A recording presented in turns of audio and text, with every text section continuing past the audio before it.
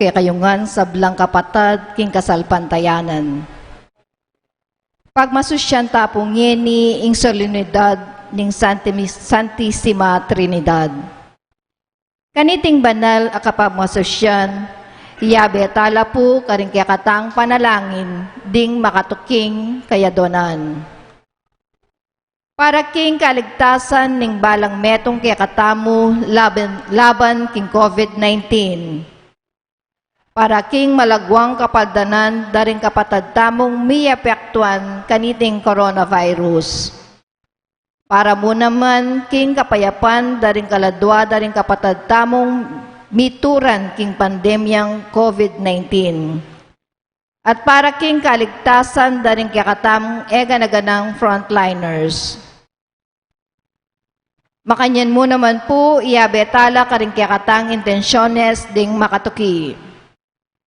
Para king kapasalamatan dari Lynn Mangabat and family, Remedios Castro and family.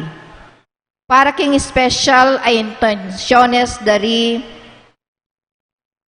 Mr. and Mrs. Lenin Malang and family, Dr. Patrick Sunga, Leila Abiog, Junel and Josuel Pamintuan, Mary Manette Pineda, Ramos family, Doktora Analisa Orosio, Elenita Vitug, Emmanuel Vitug, Mr. and Mrs. Leoncio and Mirna Santos, the St. Jude Thaddeus Parish Pastoral Council, the St. Jude Village Homeowners and Officers.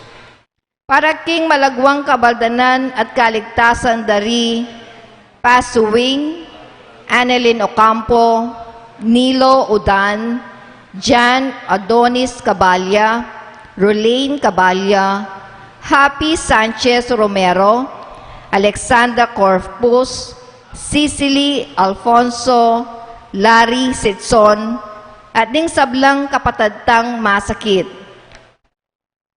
At para king alanganggang kapainawan daring kapatad tamong mayang nabye, di Norma, Eusebio, Francisca, Emiliano Sr., Celarina, Arturo Vitug, Carlos, Corazon, Angelita, Francisca, Rolly, Marcelo, Dolores, Roman, Teresita Sablan, Norberto, Guadalupe, Carmelito, Manuel Tongyo, Mark Louis Tongyo, Juanita Lagason, Antonia De Leon, Arthur Sison, Erlinda Lourdes, Jesus, Alex Alfonso, at ding sablang kaladwa kim purgatorio,